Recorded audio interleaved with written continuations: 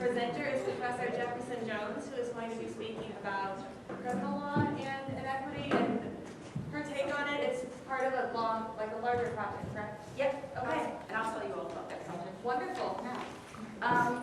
So this project is called Courtesy, Stigma, and Community Destruction as a Dignity Taking in High Crime Communities. And so I'm dealing with inequity from that standpoint, from the standpoint of how communities are affected by being designated high crime, or more importantly, having those with ex-offender status who are returning to those communities, because people usually do return to the communities from which they originally came. So I've been dealing with this idea of the repercussions of ex-offender status, and what's interesting though is that I am not a criminal law scholar. I'm a property person. And so, Professor Lewis back there, raise the roof for property law, right? So I like to play with this idea in the property space. And in doing that, I've been looking at the concept of takings and where can takings law help us to bring some equality to that space for those who are re-entering. So, I have to start with the takings clause for just a moment, even though, and I'll explain in a moment, that dignity takings are not constitutional takings, but we still need to think about constitutional takings because I said the word taking, and so that's what you're thinking about anyway. So let's remind ourselves, we can go back to first year property, that we can look at the takings clause of the Fifth Amendment, so nor shall private property be taken for public use without just compensation. And in establishing a takings claim, of course, you have to identify the property that is involved, identify the governmental conduct that's resulted in the taking of that property, and then we have to decide what just compensation the claimant to which the claimant is entitled to receive. But I said that this isn't about constitutional takings, but about a dignity taking, and so I'm sure some of you are saying, what is a dignity taking? And I've already said, it's not a constitutional taking. See, y'all aren't the only ones who can put like little math symbols in here. That's the only thing you're going to get from me, though, is to not be. That's it. That's where I am. That's my inequality right there. I'm done. But it's not the same as a constitutional taking. The dignity taking elements, and these were developed by Professor Bernadette Altini. Originally there were 4, and then they've since been revised some, but let's start with these 4. So it's where a state directly or indirectly destroys or confiscates property from owners or occupiers, and the intentional or unintentional outcome is dehumanization or infantilization. And so we can put that side by side with the constitutional taking claim. We're marching together until we get to number 4, whereas number 4 under our constitutional side, the focus is on just compensation. Number 4 on the dignity taking side, the focus is on the effect, right? And the effect here is dehumanization or infantilization, regardless of whether it's intentional or not. So that's the difference between a constitutional takings claim and a dignity takings claim. So you may be wondering, well, where's the property here, right? And so what I focus on as a property, and I've done this in other papers, and I'll tell you about those in just a second, is reputation, the reputation of those with ex-offender status as status property. We'll talk about status property in a moment, but the status property can be used as a resource, right? We all use our reputations as resources, and those who have ex-offender status, here I say that they experience their status daily through the imposition of all of the collateral consequences that they face, and that those collateral consequences affect very meaningful parts of their lives, But the problem is that they are barred from rehabilitating those reputations in a manner that would allow them to deploy reputation as a beneficial resource. In that, and by saying it, thus the potential value of the status property is subverted in the ex-offender context. So I'm focusing on reputation as property. In previous work, I've spent some time doing that. One paper is called A Good Name, Applying Regulatory Takings Analysis to Reputational Damage Caused by Criminal History. But the first bullet point of what it does, and it identifies reputation as status property, and does so by harkening back to Professor Cheryl Harris's whiteness as property. And so where she goes through the exercise of walking through and saying, okay, we're going to look at whiteness as a traditional form of property, look at modern views of property as defining social relations, property and expectations, and then the property functions she did of whiteness, which included rights of disposition, right to use and enjoyment, reputation and status property, and the absolute right to exclude. I then did the same thing with the characteristics of property and reputation, and so what falls out then is that idea of reputation and status property, because I'm saying that reputation is status property. And so in the previous article, I went through that exercise so that we have some property that we're dealing with, and we can talk about reputation in that manner from there. Another way to think about this is that she takes this idea of whiteness as identity and takes it through status, and then from status to property. And so that's the analysis that she goes through. I then say, well, with those with ex-offender status, that already is a legal status.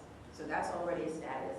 But this status functions as an identity, and in fact it functions as a master status. So it's a status that impacts every aspect of that person's life. And so once we get into identity, then we can take it back up through Harris's analysis, going from identity to status to property. So that's the way that I've been thinking about it, and the way that I'd like you to indulge me and also think about this. So like I mentioned before, a good name identifies reputation as status property and then goes through and establishes stigma of a criminal record as a collateral consequence of conviction. And we're going to come back to this idea of stigma when we talk about how it affects communities.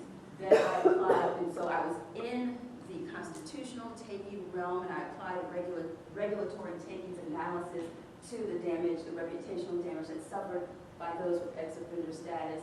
And then for just compensation, I offered this idea of a rebiography right. And rebiography is this idea that one has the right to rewrite his or her history and make it more in line with his or her present reformed identity, and that comes from the criminology space, particularly Professor Shad Maruna's writings. And so then at the end, I just spent a little time examining the limits of process in affording that sort of rebiography right. Like I said, I've been thinking about this for a while. So I then needed to focus some on just compensation, and again, still in that constitutional taking space. And so the second piece, a second chance rebiography is just compensation. Here, I've been focusing on just compensation. I said that that's what's owed to the previously convicted person. Again, saying that it should be provided via the rebiography right. But then I used some statistics on employment prospects and some particular case studies to talk about how rebiography would work. So that's what I did there. So still not yet to this piece, because now I've been introduced to this idea of the dignity taking. I'm like, okay, great, this might fit better than the constitutional taking. I've got, of course, I get some pushback from pure property people who are like, it's not, it doesn't work, it doesn't fit. I think it does, but you know, go ahead and indulge them on that. Okay, so have the dignity taking, and I have a piece that's forthcoming that instead looks at it and applies this same dignity taking analysis to say, okay, well, maybe there's something else, another vehicle that can be used, and so that should be coming out shortly. So I gave you the four elements of the dignity taking analysis. They've been revised some. And here, so the revision says that a dignity taking occurs when a state, one, directly or indirectly destroys or confiscates property rights from the owners or occupiers, and two, the intentional or unintentional outcome is dehumanization or infantilization. So a slight change to it, but we still have that focus on dehumanization and or infantilization. Alrighty, so how would I apply the revised dignity taking analysis in the context that I'm interested in? And just to give you a little bit of background on dignity takings, Professor Atuhine originally conceptualized this in the context of the taking of real property from Black South Africans during the apartheid regime. And then she looked at, so she classed that as a dignity taking, and then looked at, well, what should dignity restoration look like in that space?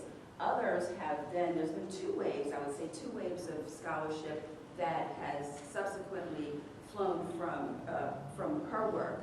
That first wave, different scholars applied the dignity takings analysis in other instances where mostly real property and then some personal property was taken from owners and occupiers, and there was that element of dehumanization and infantilization.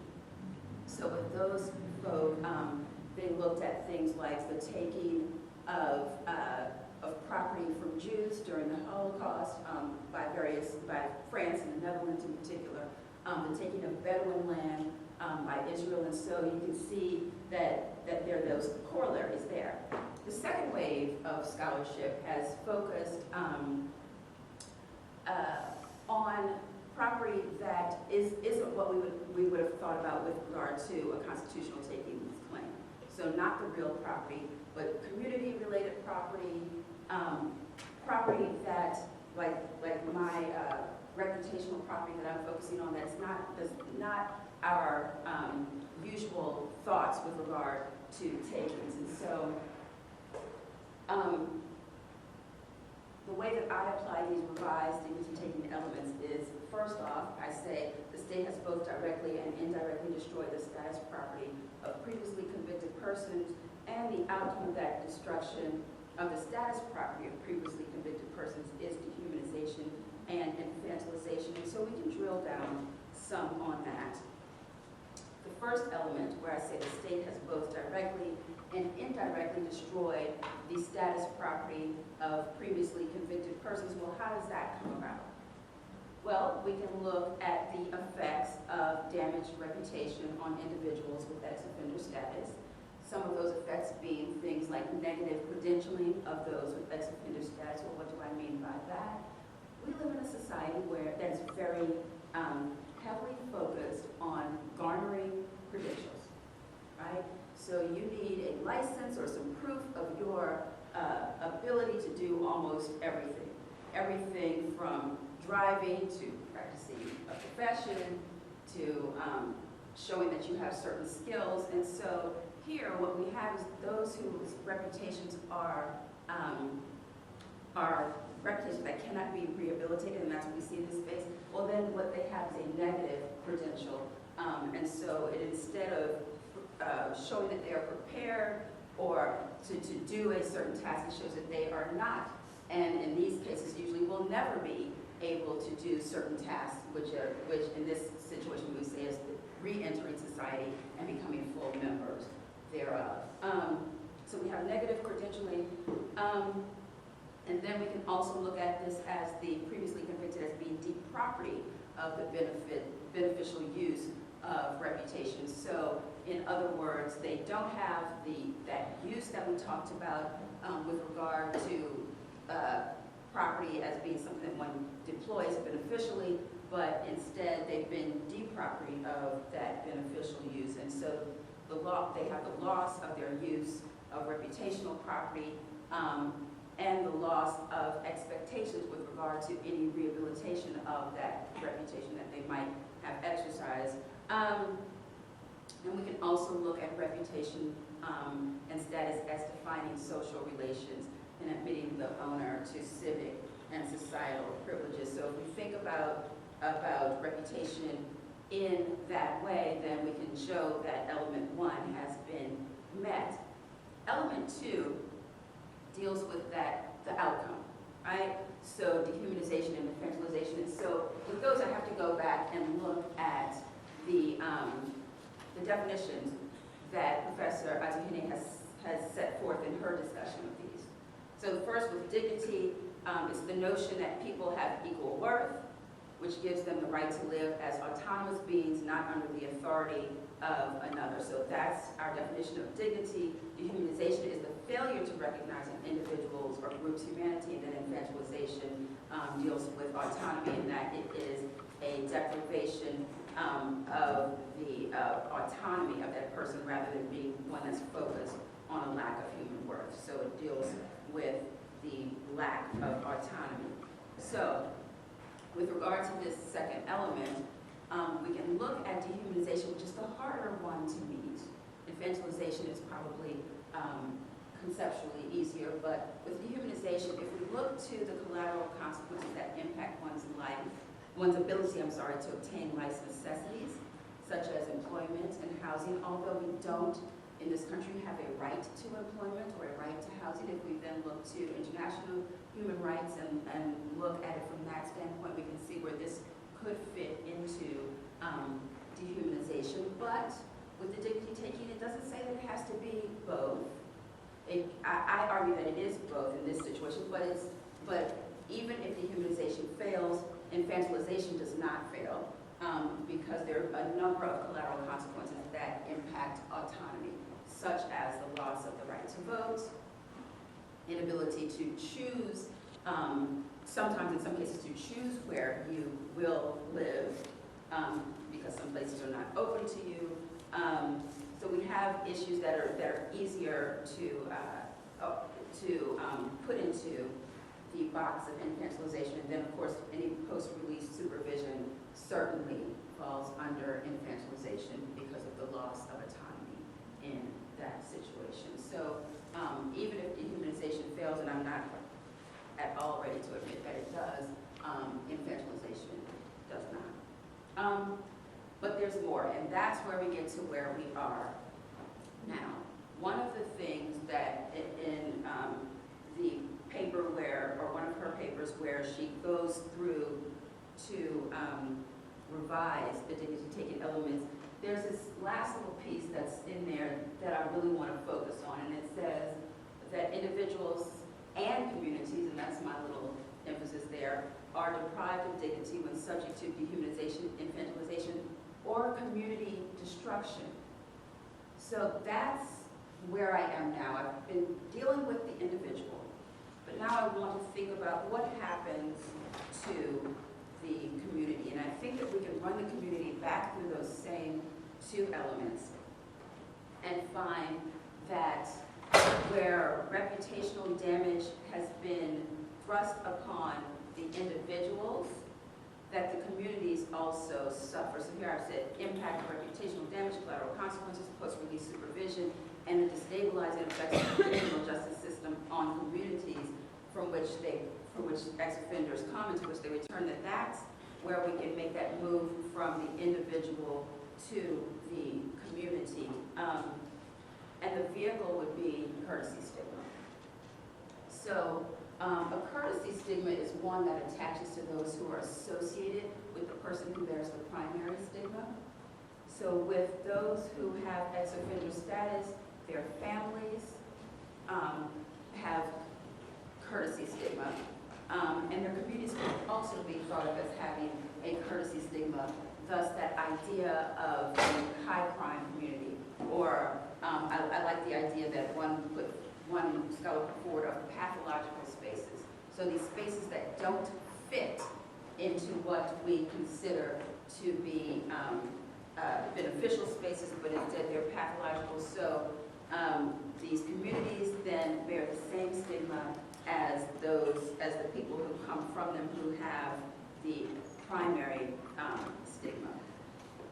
So that's the direction in which I'm taking that. There are others, one of whom is in this room, who've been talking about this idea of collective property. This is what happens when you're like messing with your slides on the day that you're presenting. Like, I don't know what that contest is, but we're going to keep moving. So these folk have looked at closure and destruction of community institutions. So Ingle and Lyle, gay bathhouses. Matthew Shaw has talked about schools and the closure and destruction of schools in minority neighborhoods. There are others, Sean Osei-Owosu, who's talked about hospitals in minority neighborhoods, and then Thomas Jew, who's dealt with the issue of the destruction of minority neighborhoods under the guise of urban renewal. So it's in each of these contexts with gay bathhouses, these weren't institutions that were owned by the people who were using them, but they were community spaces, and their being shut down was a way in which this kind of collective property was destroyed. It's the same with schools and hospitals, not owned by the users, but were centers of the community, and we can talk about them in the aspect of their being part of a collective type of property that is destroyed. And so what I like to posit is that even community reputation is a type of collective status property. And so we can then run it through the elements of the dignity taking. The next thing that I want to do with this is finally get to the empirical research that I need to test these ideas. And so I'm working on next talking to a target population. I want to talk to African American men with nonviolent felony convictions who are fairly recently released, 3 to 5 years, and really talk to them about 20 or so to get an idea of whether I'm on the right track with what a dignity taking is in that context. And then more importantly, well, if they do find that there is that dignity taking, what is the best form of dignity restoration? And so I want to talk about reparations versus restoration, rebiography, which I have my theories on, but does that make any sense as a dignity restoration, and is that even appropriate? Or something like community reparations more appropriate? And those things could be programming, other sorts of resources, and maybe there's something else out there that I haven't thought about and that others haven't thought about. So that's where this project is, and I think that might be all I have to say at this point, but I would love to hear any questions that you all have. Yes, ma'am. So one of the awesome things about getting people talking about a lot of different things in the room are interesting connections that you draw. And so as I was listening, I started thinking, so the dignity takings framework starts at least from an analogy to constitutional takings that then was able to be developed into a broader concept in a still broader idea of involuntary property loss. But as I was listening, I wondered if there is a meaningful and interesting analogy to actually bankruptcy and the priorities that Professor Hines was talking about, right? Whereas like the state and that period of incarceration has priority in sort of the list of debtors, but society is sort of extracting the debt through these other means. And that could take you in a lot of different ways. That actually gets to my narrow question here. But one of the different ways is we're allowing this to happen in some sort of piecemeal way, rather than having thought about here are all the debts that may be owed by reason of having been convicted of a crime. How do we create and order them? And traditionally we only have space to talk about this debt to society or whatever that leads you to this period of incarceration, or maybe restitution for specific losses. But are there broader societal debts that you're paying that we're seeing implemented in this? So anyways, that was just going through my head as you talked. But it gets me to sort of the core question that I have in relationship to our conversations today, and you deal deal with this in lots of ways, but I would love to hear you articulate. The difficulty in your discussion is the fairness and justice part of the, if inequity is some sort of difference or inequality that is systematically or systemically unfair. It seems like you have a hurdle of why these collateral consequences, and you talk about a really wide range of them, are unfair. So that we see these as inequity rather than going back now to my just now created bankruptcy analogy of potential different ways that you're paying debts that we haven't been able to identify previously or we haven't theorized adequately. Okay, so a couple ways to think about that. One is actually to go back to your bankruptcy analogy. Which may totally fail. Professor Hines over there going, no, Because when you said it, I looked over at him and was like, leaning back in his chair, so I'm like, okay, where does this go? And I'd love to hear what you think about the bankruptcy analogy. So one thing, and part of the problem with presenting on this is that I've been working with it for ever. I don't know, 15th or whatever paper this is on this, but everyone else, I have to get them to all the places that I've already been. And one of those places is I do mention bankruptcy briefly in the first paper. And I mention it in the context of it has a beginning point and an ending point, right? And there's a point at which things roll off. And that the problem with collateral consequences is that there's no rolling off. And I guess from the kind of the fairness part of your question, that is where the lack of fairness comes in. It's not that you have to pay something, and we can talk about what's fair to pay and what's not fair to pay, but it's that you don't know what you're paying, and you don't know when it'll end, or it may never end, which is also probably out of line with the initial infraction, whatever that infraction might have been. And so I think it's the problem of continuing attachment of stigma is the way that I explain it in A Good Name. It's that it's continuing and that it cannot be removed. So there's nothing you can do to scrub it away. So that's really where the lack of fairness part comes in. Yes. So reputation is a really hard topic to try to unpack, and fairness is really hard. And I'm wondering if you've got the sign of the sort of spillover reputation effect reversed. So for example, there's been a recent movement to ban the box, right? In the hope of improving the employment prospects of people with convictions and also minority communities more generally. But the literature so far, there's a forthcoming piece in Quarterly Journal of Economics, which is one of the top journals by Sundar Starr and Jennifer Dolyak as a piece, that show pretty convincingly that, pretty good identification strategies that actually when you enact ban the box and go into effect in a state, actually black employment prospects go down substantially. Because people think that, well, if I can't look whether you're a criminal, I'm just going to assume that all blacks are criminals, right? That's unfortunately seems to be, maybe not all, but that seems to be an effect. And reputation is about information, right? And we generally think that if you're deprived of information, you have to make assumptions, like, well, I don't know that information's there, but I'm going to assume that it's some sort of distribution.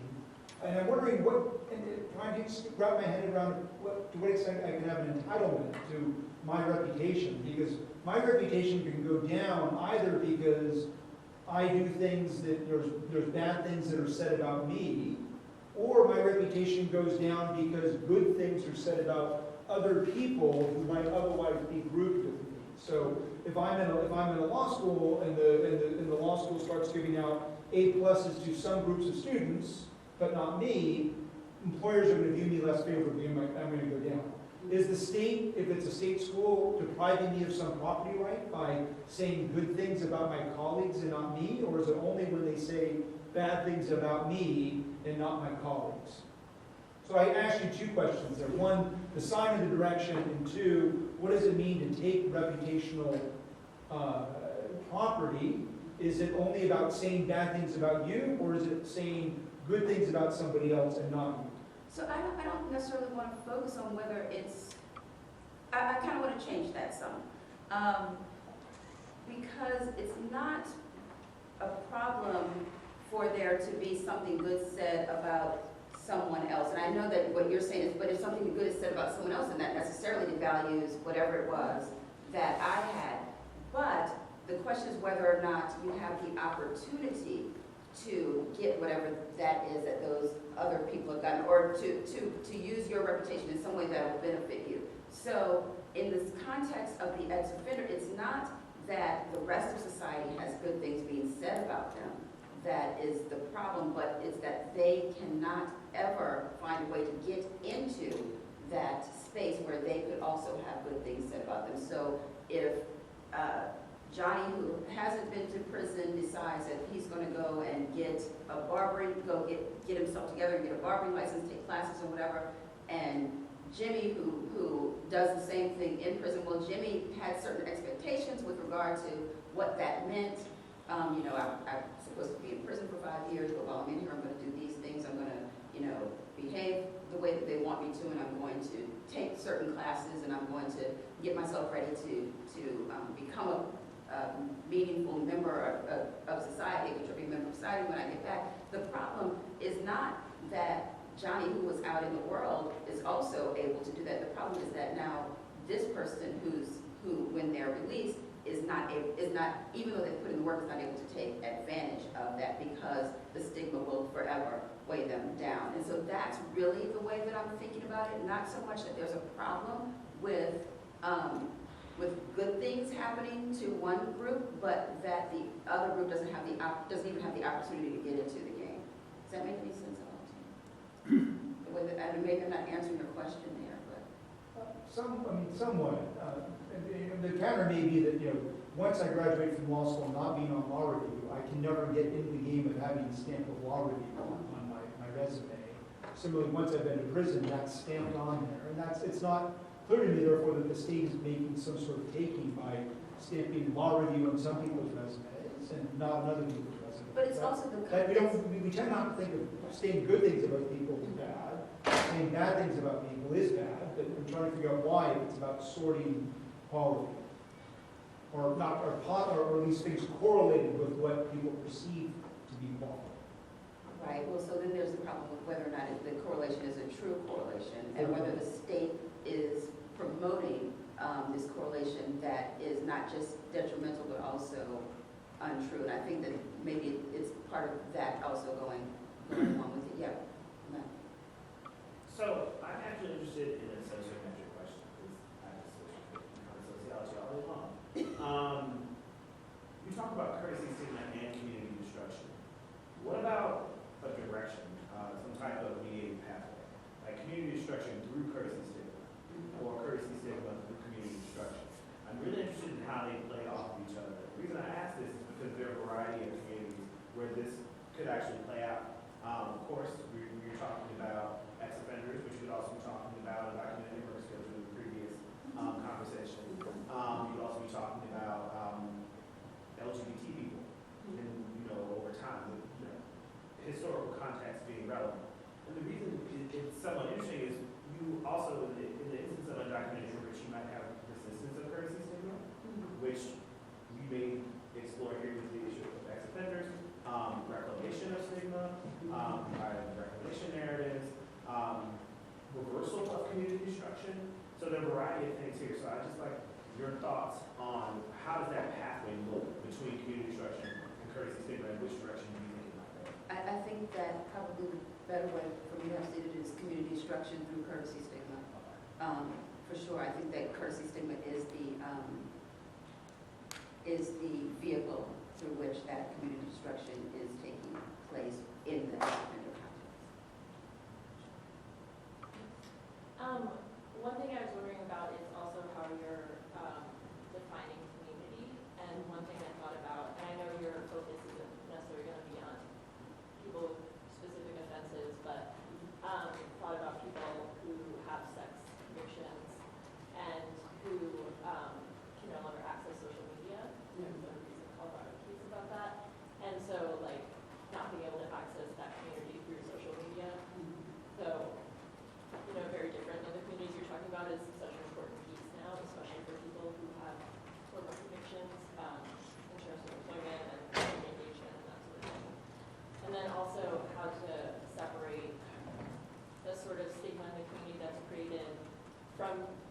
people who are ex-offenders in the community versus that that's created from the fact that someone was incarcerated as opposed to their status as an ex-offender? How to tease that apart?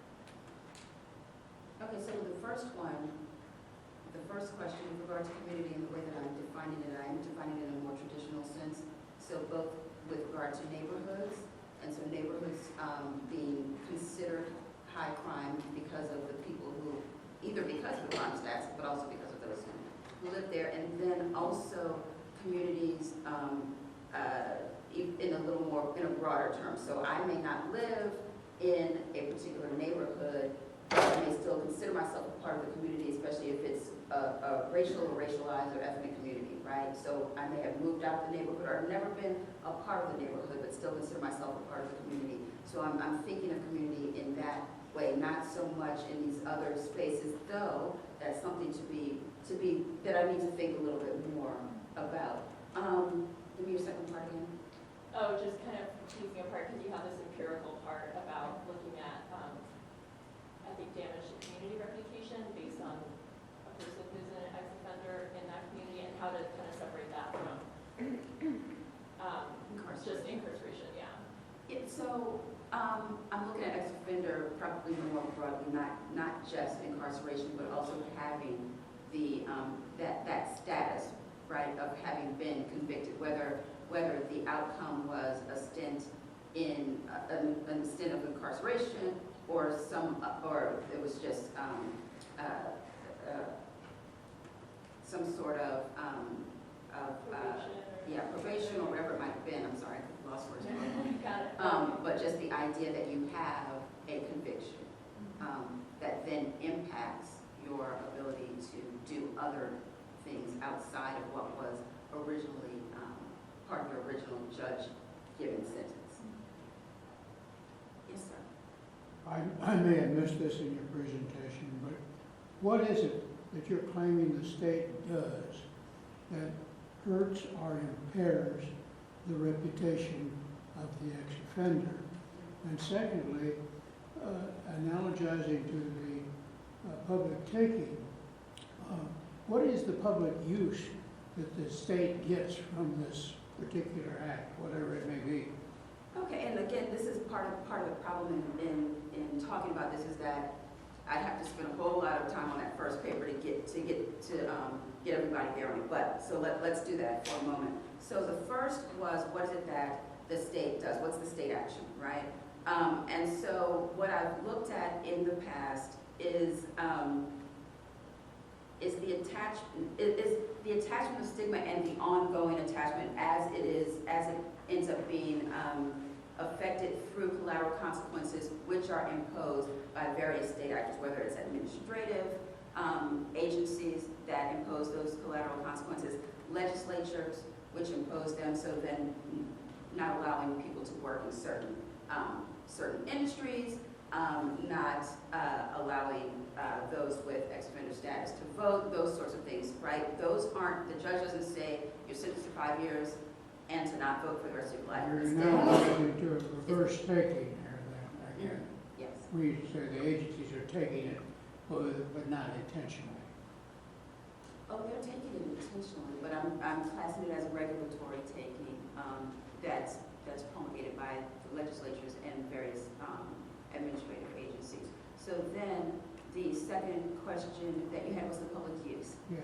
The public use can, in most instances, can be found, especially with the legislative restrictions, are found in the legislation itself. It says we're doing this particular thing in the name of public safety, right? So we're not allowing you all to live here or to hold this job or to vote or whatever it is in the name of public safety, and that's oftentimes in the actual legislation, and that's the reasoning for the restriction. And so that's how I'm able to get into that space of public